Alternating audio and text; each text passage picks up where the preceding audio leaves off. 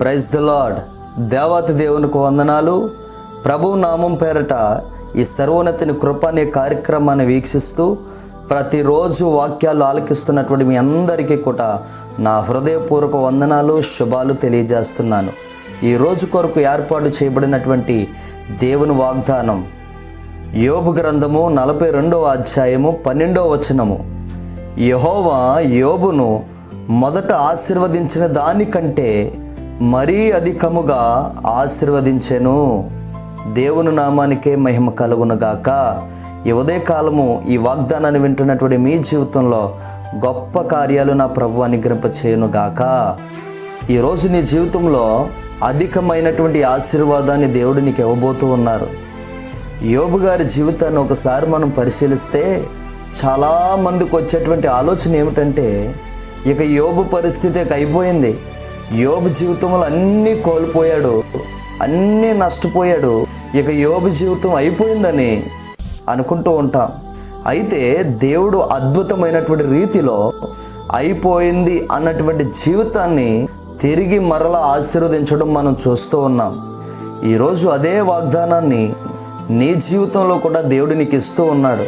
బహుశా కొన్ని విషయాల్లో నువ్వు నష్టపోయావేమో, కొన్ని విషయాల్లో నువ్వు వెనకబడిపోయి ఉండిపోయావేమో.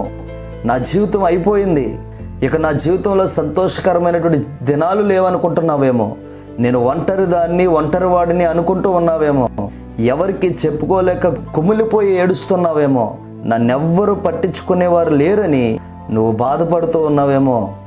దేవుడు నీతో ఏం మాట్లాడుతున్నాడో తెలుసా? అంతా అయిపోయింది అనుకున్నటువంటి నీ జీవితాన్ని దేవుడు మరలా మరీ అధికముగా ఆశీర్వదింపబోతూ ఉన్నాడు. ఆమేన్. నమ్మిన వారి జీవితంలో నా దేవుడు ఈ దినమే గొప్ప కార్యాన్ని చేయనుగాక. ఏ సందర్భంలో ఉండి నీవు ఈ వాగ్దానాన్ని వింటూ ఉన్నావో, ఎవరి గురించి ఏ పరిస్థితుల్లో నువ్వు బాధపడుతున్నావో, దేవుడు మరీ అధికముగా, ఇంతకుముందు నువ్వు అనుకున్నావు కదా, గతంలో నా జీవితంలో ధనం ఉంది, మా ఇంట్లో సంతోషం ఉండేది, అందరం కలిసి ఉండేవాళ్ళం, ఈరోజు ఇలా లేవని నువ్వు అనుకుంటూ ఉన్నావేమో. మునుపటి కంటే, ఆశీర్వదించిన దానికంటే మరే అధికముగా దేవుడు నిన్ను ఆశీర్వదించబోతూ ఉన్నాడు. నువ్వు అనుకోవచ్చు, మరీ అంత గొప్ప పని నేను ఏం చేశానని, నేను ఎంత దేవునికి ఏం చేశానని నువ్వు అనుకోవచ్చు. ఎందుకు ఆ దీవెన నువ్వు పొందుకుంటున్నావంటే, ప్రభువు చెప్తున్నటువంటి మాట ఏమిటో తెలుసా? మీరు నా బిడ్డలు, నా రక్తముని వెచ్చి వెలకెట్టి నేను కొనుక్కున్నానంటున్నాడు. ఆయన మనలను కొని ఉన్నాడు గనక మనమే ఆయన స్వాస్యం అయ్యాం. ఆ స్వాస్యం అయ్యాము గనకనే దేవుడు మనల్ని దీవిస్తూ ఉన్నాడు. ఈరోజు ఈ వాగ్దానము ద్వారా నీ తండ్రి నీతో మాట్లాడుతూ ఉన్నారు. అపవాది ఏమనుకుంటూ ఉంటాడో తెలుసా? ఇంక అయిపోయింది నీ జీవితం, ఇంకేమీ లేదు, ఇంకా ముగిసిపోయింది అనుకుంటూ ఉంటాడు. ప్రేరేపిస్తూ ఉంటాడు, చనిపో, ఇంకెవరి కోసం నువ్వు బ్రతుకుతావు, దేనికోసం నువ్వు బ్రతుకుతావు, ఇంక అయిపోయింది నీ జీవితం అని నిన్ను ప్రేరేపిస్తూ ఉంటాడు. నీ అన్నవారే నిన్ను విడిచిపెట్టారు కదా, నీ అన్నవారే నిన్ను తృణీకరించారు కదా, త్రోసివేశారు కదా, నీ వల్ల ఎవరికి ఉపయోగం, నీ వల్ల ఎవరికి సంతోషం అని నీ మనసును గలిబిలి చేస్తూ ఉంటాడు. ఈరోజు ఆ ఆలోచన నువ్వు పెట్టుకోకూడదు.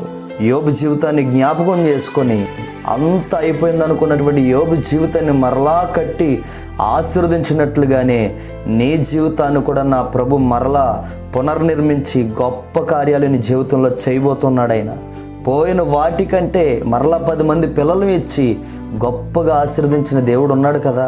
ఆ దేవుడినే మరలా నీ జీవితంలోనికి నువ్వు రప్పించుకొని, దేవునికి విరోధమైనటువంటి ప్రతిదీ నువ్వు విడిచిపెట్టి ఆయన సన్నిధిలో మోకరించి నువ్వు ప్రార్థించగలిగితే నిశ్చయముగా నా ప్రభు మరీ అధికముగా ఆశీర్వదించునుగాక.